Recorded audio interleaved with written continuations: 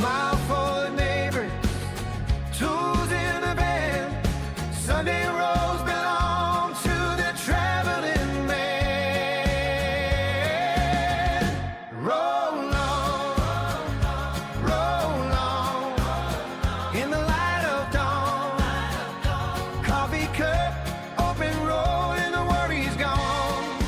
Master of the miles, with a heart that understands. Always a helping hand.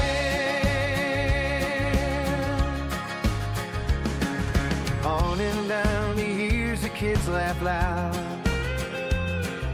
Fixes a loose latch, stands a little proud. Tells a small story, teaches how to mend. Promises to stick around till the weekend. Warmth in his voice, steady as the sun. He's the kind of friend you can count on. Roll on, in the light of dawn. Coffee cup, open road, and the worry's gone. Master of the mind, with a heart that understands. Always a helping hand.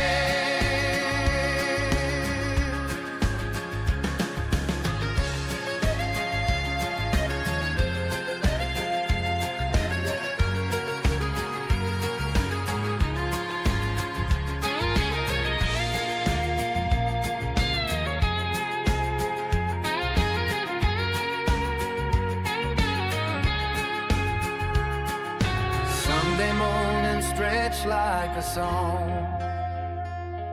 Mileage and memories keep him moving on.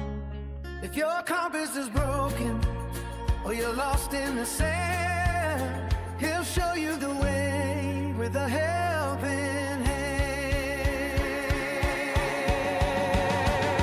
Roll on, in the light of dawn. Coffee cup, open road, and the worry is gone. Master of the miles, with a heart that understands. Always a helping hand.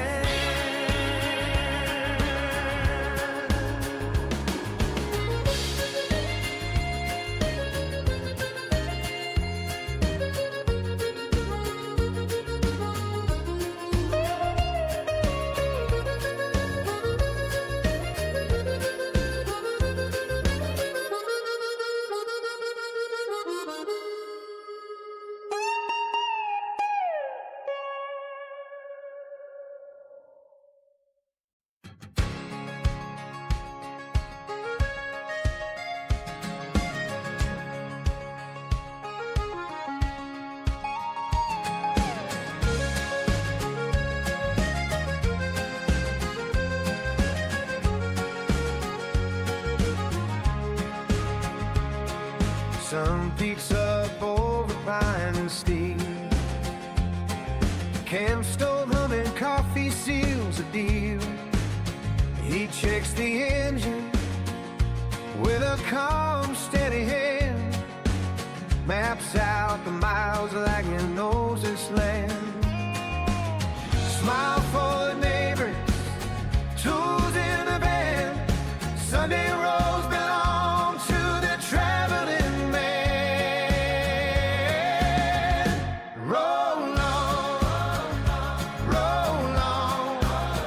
in the light of dawn. Coffee cup, open road, and the worry's gone. Master of the miles, with a heart that understands. Always a helping hand.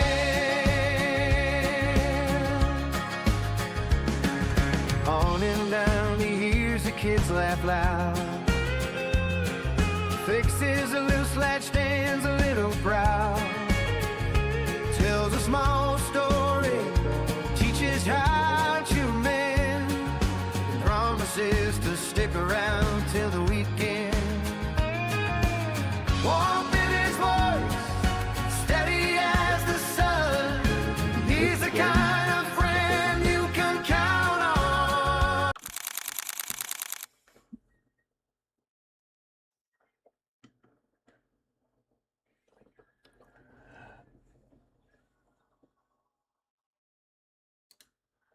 Well, here we go.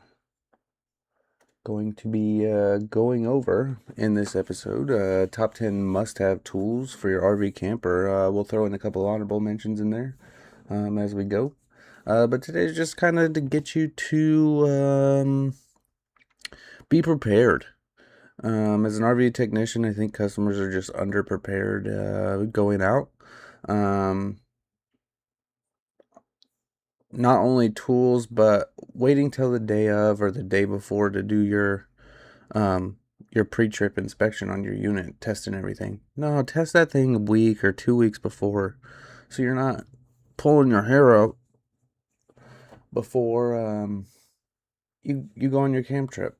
You don't want to ruin your camp trip because you get in there and you realize you have a water leak. So, first up on today's tool bag list.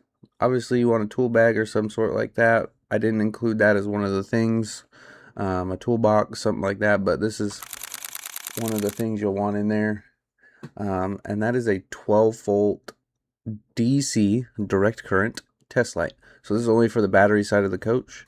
I do recommend the one that has the digital readout here, so that way it at least gives you the option to read your battery voltage or circuit voltage that you're using.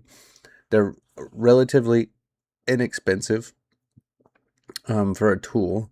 You can usually get them on Amazon or in an auto parts store or something like that pretty cheap.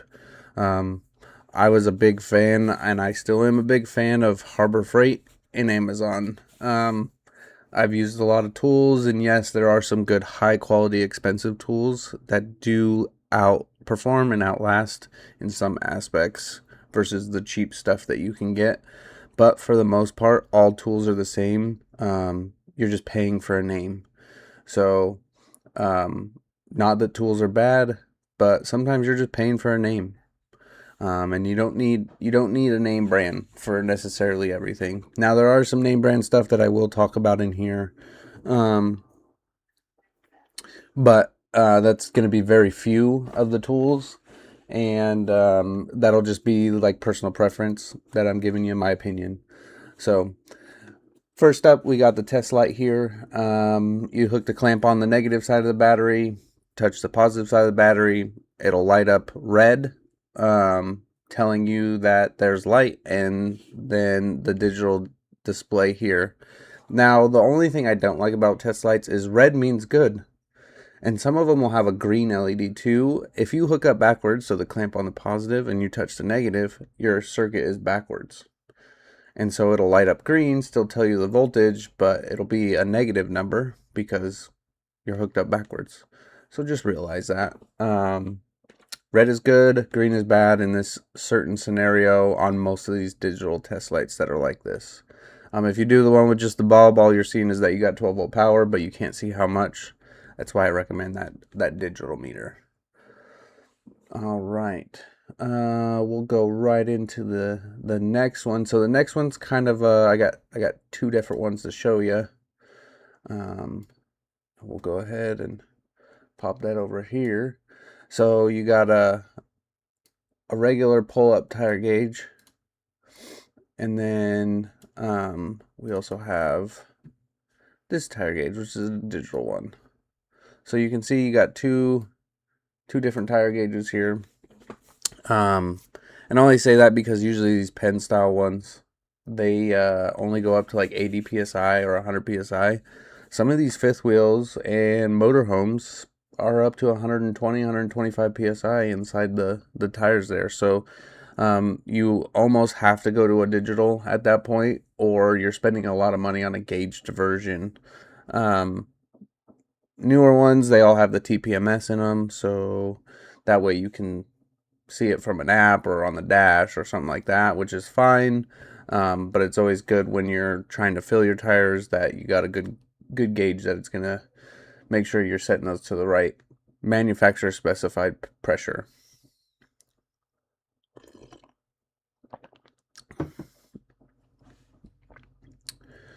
All right, not a whole lot to go over on there.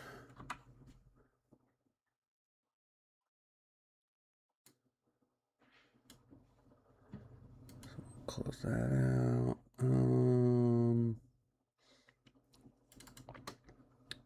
Good easy one. Tape measure. Tape measure, tape measure, tape measure. Why? One, any sort of incident you have, collision, windstorm, natural disaster, where you got to do insurance, you got to provide information, you're going to need a tape measure. If you're under warranty and you're trying to order parts or you're trying to figure out the size of things, a tape measure is a good one. Not only that, but I actually just recently saw a video of a guy, and his tape measure he has in his RV, he put his slides all the way out. He measured from the body to the outside of the slide, and then he marked the tape measure with black Sharpie, right? With whatever slide it was. Then he went over to all of his other slides. So now that same tape measure that you can use for ordering parts or looking up stuff or seeing if you got the right size, you can literally park your RV, go over and be like, all right, we got enough room here between here and this tree.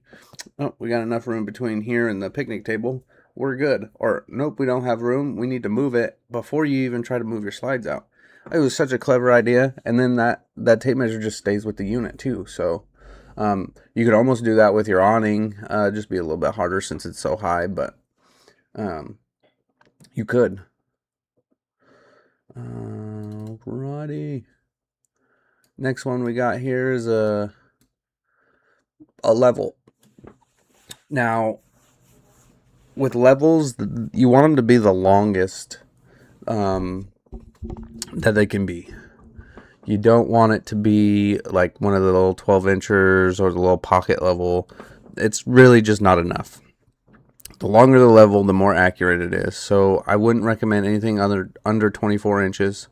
And you really don't need to go bigger than 36. So somewhere between a 2 to 3 foot level. You put it on the floor in your coach, preferably just right inside your entry door. You're going up and down with your tongue jack, up and down with your front jacks. Anything like that where you don't have that auto leveling system. It'll give you the capability of leveling your coach. Then you just turn it sideways. You can lift up or drop down the driver passenger side. They have the little wedge chocks, or you can get the Lego. I call them Lego blocks because that's how they snap together, and kind of stack them up and give one side a little more height than the other. But the longer the level, the better. Just watch the bubble. Make sure it's all good. And then go ahead and finish setting up your campsite. Put your stabilizer jacks down. All that kind of stuff. All right. So we got 1, 2, 3, 4. This one I think is kind of a little bit debatable on what size. So pictured here is a 3/8 drive socket set. That's good for a lot of small stuff. The only thing it's not good for would be like your lug nuts, because RVs do not come with a tire iron or anything to remove your tire. They don't come with jacks. They don't come with anything like that. Now, what you can use is you can use the jack in your tow vehicle. Okay, so that solves that problem. It's already there. It's already ready for you to use. But you don't have anything to remove the lug nuts. So I just pictured, and I'm talking about a 3/8 drive socket set, which may work for you if you got some good muscle to loosen those lug nuts up. But you might want to do a 3/8 and a 1/2 inch set. And you can get those kits where it's all one box, keeps everything nice and organized. You don't really want to do just a 1/2 inch set because there are some small stuff. You got mini breakers, which those are 3/8 nuts. You don't need that big old wrench down there torquing on it. There's little things, throughout the unit that you may need a wrench for. And a socket set with a couple extensions and some adapters would be pretty nice to have and keep inside the unit. Alrighty.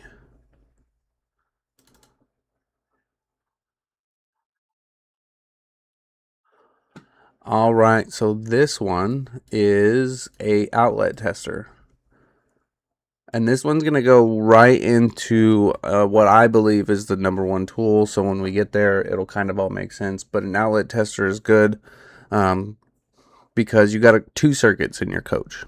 You got a general purpose circuit, which usually covers like your TVs, the plugs next to the couch, the plugs next to the bed, any bunks that have outlets in it, and that will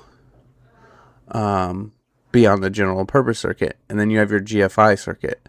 That's kitchen, bathroom, outside, anything that's within a close proximity to a water source, which that's kind of what that button is for a GFI circuit. You plug it into the outlet, you press the button, it simulates a ground fault, and that GFI will trip. So that's why I like this one. And this is like a bare minimum one. If you really want to get a good one, get the one that has the digital screen, because it'll also tell you the voltages and everything. But this is kind of a bare minimum. You want one that can test GFCIs as well. But you can see, if we zoom in here, it'll tell you based on these three lights at the bottom what's going on. So if it's correct, you'll just have the two orange LEDs on and the red one will be off. But if you have a different combination of everything, it literally tells you what is going on. So that's the nice thing about these outlet testers, is they basically are a cheat code you just plug into your outlet. But it gives you the ability to be like, oh, well, my microwave's on, but I have no power in my bathroom. Why? Well, let's go check the GFCI. Well, it's not tripped. Let's plug this thing in and see if it's even got power going to it. Oh, it does have power to it, and that's good. And then you just daisy chain down, because usually the bathroom or the kitchen have that GFI outlet that has the test and reset buttons. And then all those other outlets I spoke about are all just daisy chains to that circuit. So if that trips, everything down the line trips. If the wire comes unplugged from the back of that outlet, everything down the line is now unplugged.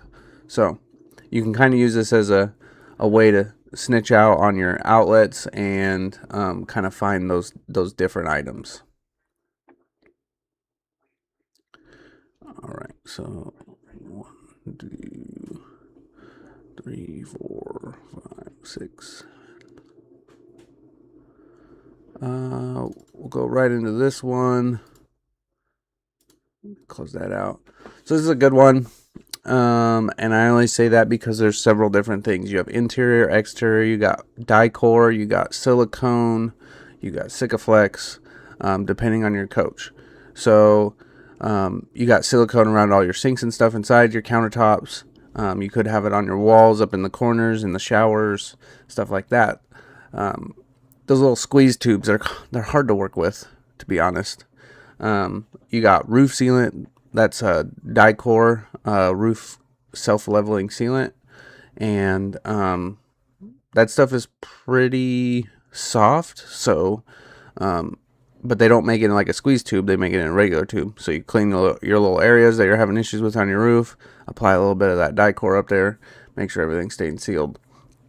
On the body of the trailer, you have silicone as well. Scrape that off. Got a caulking gun, nice little bead. You got control with the handle. I do recommend that if you do get a caulking gun, don't get the cheapest one.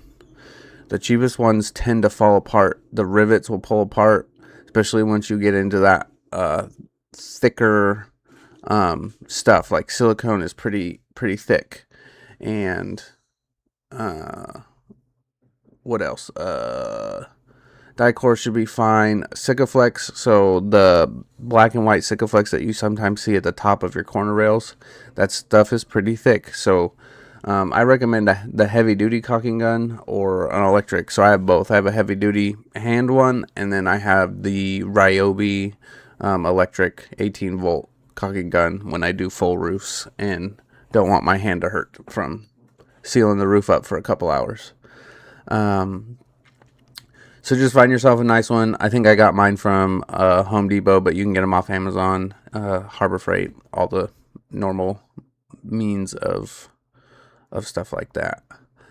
All right, so that is number 1, 2, 3, 4, 5, 6, 7, number 8.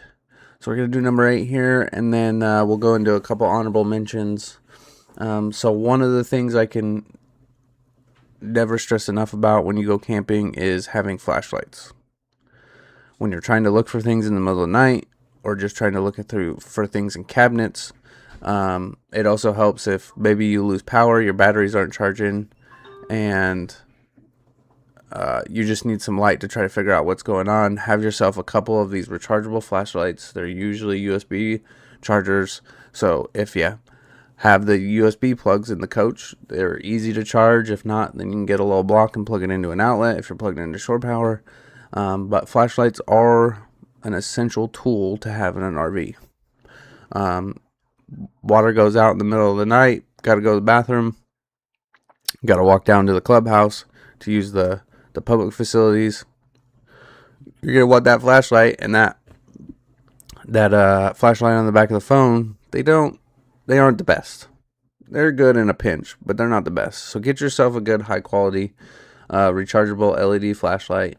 You can get them on Amazon. They're not terribly expensive nowadays for these small pocket ones, and just keep them in the coach. All right, so a couple honorable mentions here. We're going to go right into the first one. I got Blackstone. I've had trailers that had the ones where they don't have the igniter. So having these barbecue lighters are kind of a saving grace of keeping all the hair on your knuckles there. So get yourself one of these long barbecue lighters, as I call them. They are rechargeable with the butane, so you can just get one and then recharge it, or most of them come in packs of like 3 or 4 anyways. And then then you got a lighter if you ever need one. Bug candles, so I always bring the bug candles to put on the table when we're playing games and stuff at the campsite.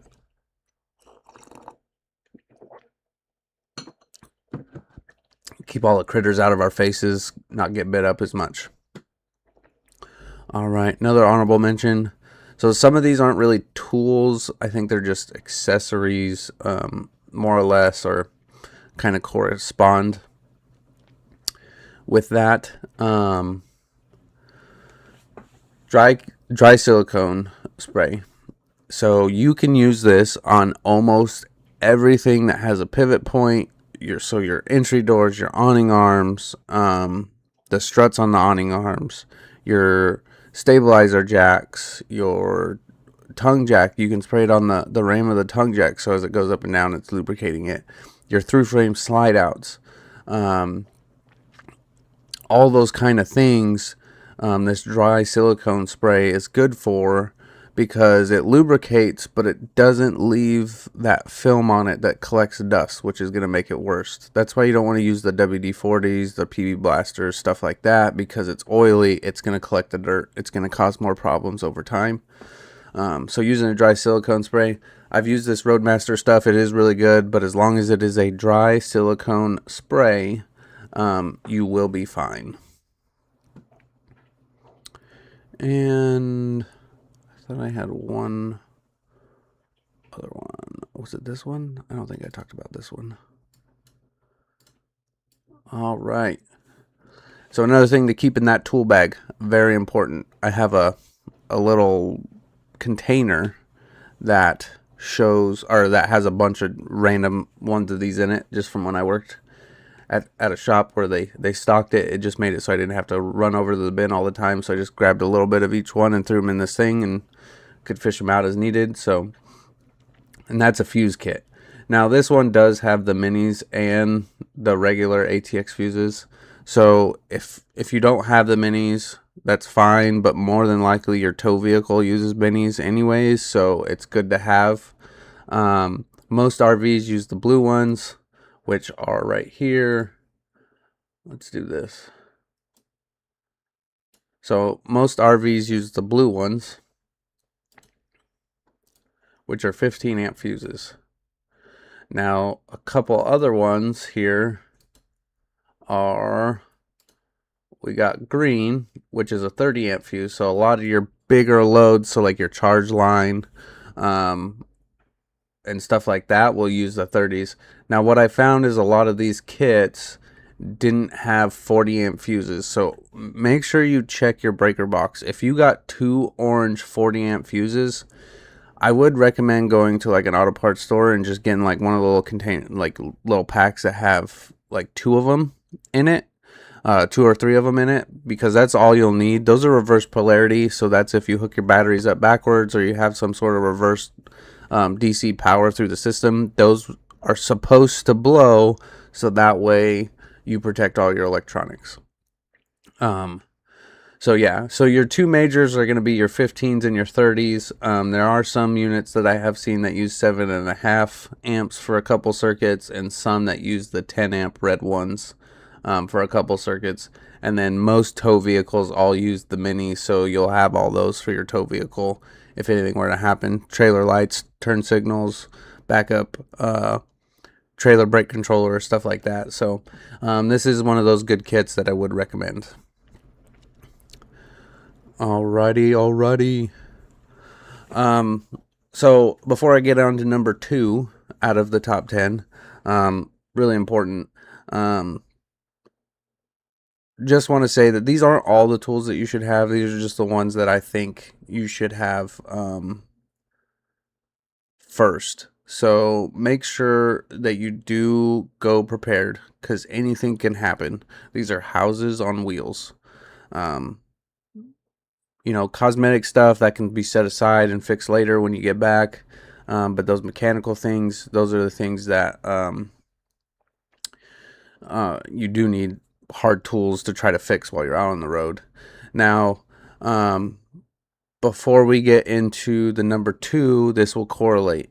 You don't need name brand stuff. You don't.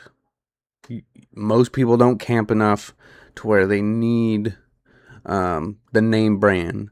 You don't need the Milwaukees, the DeWalts, the Makitas, the Matibos, the Snap-ons. You don't need it. Now, there's one of the major brands out there that I didn't talk about, actually a couple of them, and I'm going to recommend those for your average RV camper because they're relatively cheap. You're not going to use them all the time, so you don't need to spend the big bucks on them.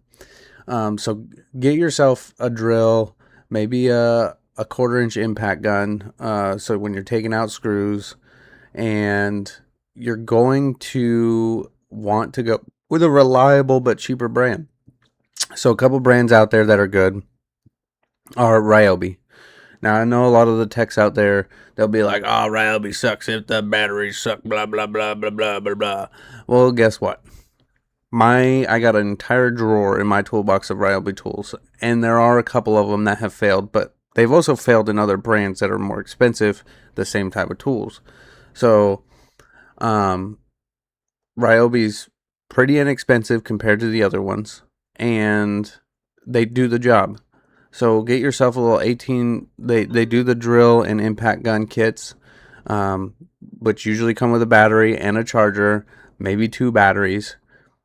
Just make sure they're charged up. I would use Ryobi. You could use Hart from Walmart. I've never used them. I've seen a lot of good reviews as a DIY type tool brand.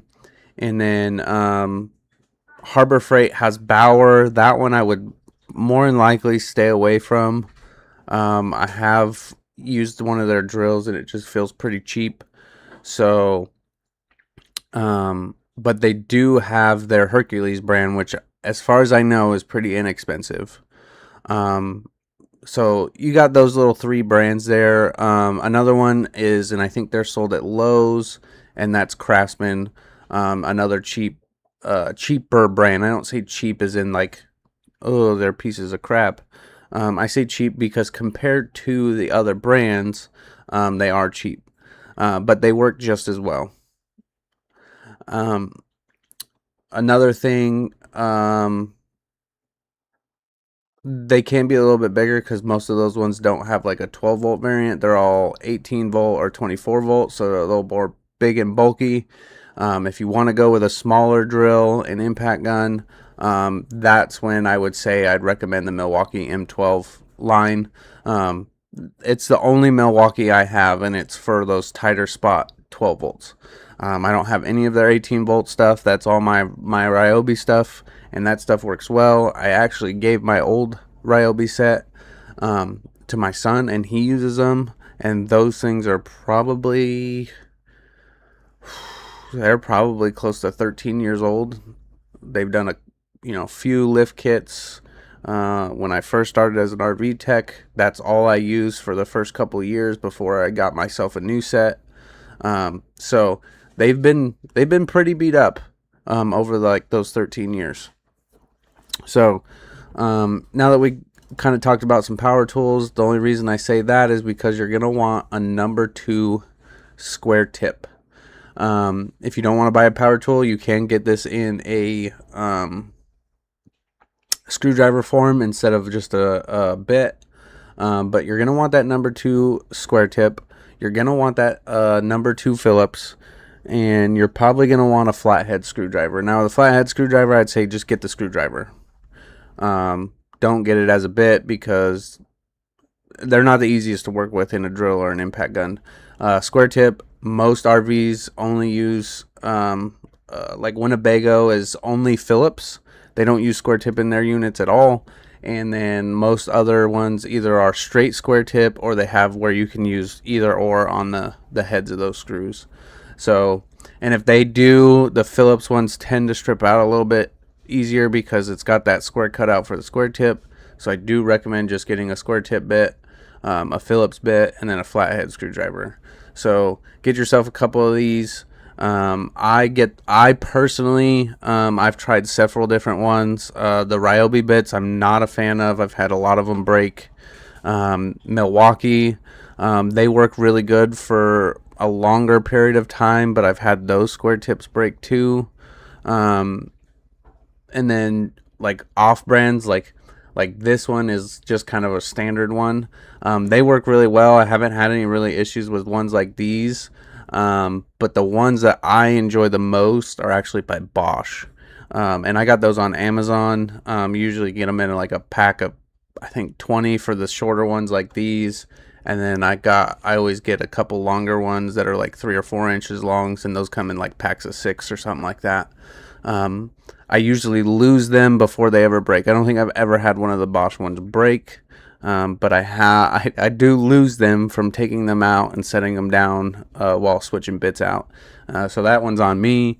But yeah, those ones are really good. They don't break in the impact gun. I haven't had them break in a drill. I've pried with them and everything like that, when you're getting frustrated. So yeah, get yourself some bits here, some screwdrivers, whichever one you want to put in your bag, but those are going to be one of the biggest things you'll need inside an RV.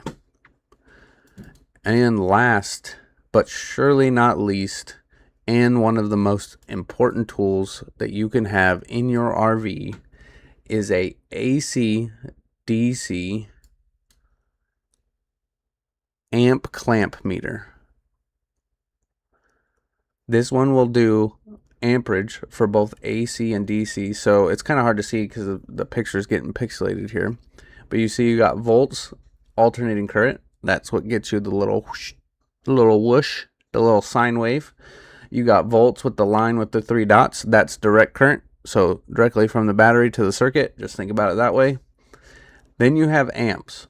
So what you're looking for on amps is you want to see both symbols, so the line with the 3 dots, or what sometimes they'll do is they'll do the AC symbol on top, so it's the little swoosh, straight line, 3 dots, but you want to have both of those symbols there because you want to be able to read amps on both AC and DC inside your RV because you do have 2 different power sources.